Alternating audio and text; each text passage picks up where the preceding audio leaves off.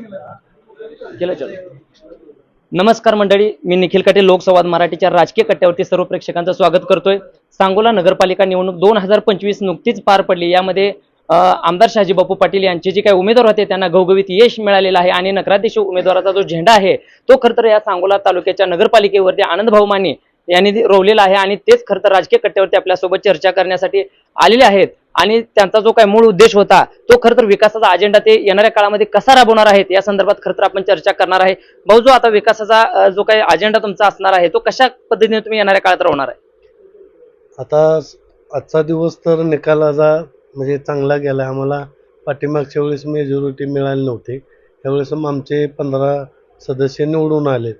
तर आता चांगल्या मेजॉरिटीवरून आम्ही आमचे नेते शहाजीबापू पाटील यांच्या मार्गदर्शनाखाली एकनाथ शिंदे साहेबांकडून सांगोला शहरासाठी भरघोस निधी आणून सर्वांगीण विकास करण्याचा आमचा व माझे सहकारी नगरसेवकांचा प्रयत्न राहील. पण यामध्ये आता अनिकेत भैया देशमुख यांची खरं तर तुम्ही या ठिकाणी भेट घेतलेली आहे, काय भावना आहे? नगरपालिकेतच आमचं म्हणजे एकत्र यायचं चालू होतं, पण थोडंसं एक दिवस लेट झाला आणि म्हणजे राजकारणामध्ये चर्चा वगैरे करताना थोडासा आमच्याकडून उशीर झाला, त्यामुळे ते होऊ शकलं नाही.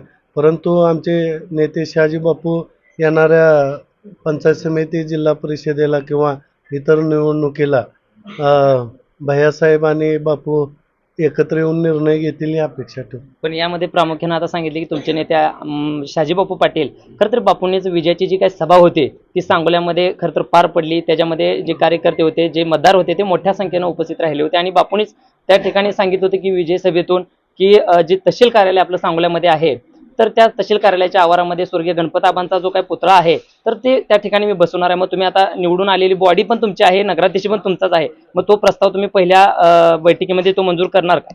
नक्की 100%. बापूने भरसभेत सांगितलं की भाऊ, तुम्हाला निवडून आल्यानंतर पहिला ठराव आमदार साहेबांच्या पुतळ्याची आणि त्यांच्या शेजारीच मला पण जागा ठेवा. म्हणजे पहिला प्रस्ताव तुम्ही पूर्ण करणार? हो, पहिला ठराव साहेबांसाठी असेल हा.